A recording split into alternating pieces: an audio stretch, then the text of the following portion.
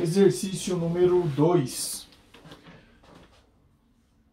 Nosso exercício número 2. Uma placa metálica troca calor com uma fonte e sua temperatura se torna 100 graus Celsius mais alta. Então, a variação de temperatura de 100 graus Celsius. Bom, vamos ler o enunciado primeiro. Uma placa metálica troca calor com uma fonte e sua temperatura se torna 100 graus Celsius mais alta. Um dos efeitos dessa troca de calor é o aumento de uma das suas superfícies da placa, de 0,06% em relação à área inicial. Qual é o valor do coeficiente de dilatação linear do material que compõe a placa? Então vamos lá, retirando as informações, se torna 100 graus Celsius mais alta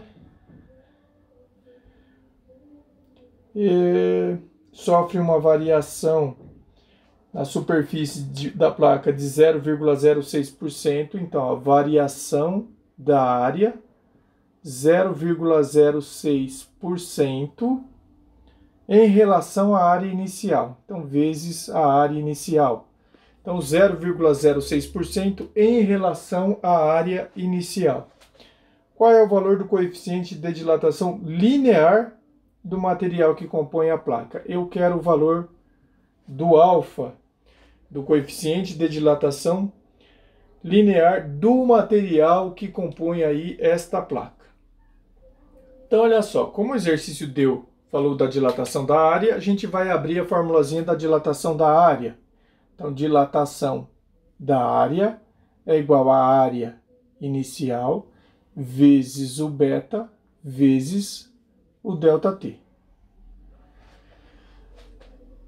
Essa dilatação da área, 0,06% em relação à área inicial, a gente vai ter que arrumar ela. Quando a gente fala em 0,06%, se a porcento é por 100, então 0,06%, então é por 100. Isso aqui, passando para a notação científica, vai ficar 0,06. 100 é a mesma coisa que 10 ao quadrado. Se eu inverter isso aqui, vai ficar 0,06. 10 ao quadrado está no denominador. Se eu jogo para o numerador, ele inverte o sinal do expoente. Ficou 10 a menos 2. Aí, olha só, a vírgula está aqui. Uma casa para cá, duas casas para cá. Então, para a direita, uma, duas. Duas casas para a direita, menos 2. Então, nós vamos ter que a dilatação da área vai ser igual a 6 vezes 10 menos 2 menos 4, em relação à área inicial. Esse é o valor da dilatação da área. Sempre que o exercício der em porcentagem aqui, 0,06% em relação à área inicial. Então, a gente multiplica pela área inicial. Então, dilatação da área, 6 vezes 10 a menos 4, vezes a área inicial. Substituindo aí esses valores na nossa formulazinha, a dilatação da área vai ser igual aqui 6 vezes 10 a menos 4. 6 vezes 10 a menos 4 em relação à área inicial, delta A0, igual a A0, vezes o beta. A gente está procurando o valor do alfa, vezes o beta, vezes a variação de temperatura. 100 graus Celsius. 100 graus Celsius, convertendo para a notação científica, é a mesma coisa que 10 elevado ao quadrado. Então, 10 elevado ao quadrado, vezes o beta aí que nós estamos procurando. Reparem que, olha só, a área inicial de um lado. A área inicial de um lado da igualdade, a área inicial do outro lado da igualdade, está multiplicando. Se ela passar para cá, ela vem dividindo. Então, a área inicial com a área inicial, a gente pode simplificar. Então, aqui vai ficar 6 vezes 10 a menos 4 igual a 10 ao quadrado vezes o beta.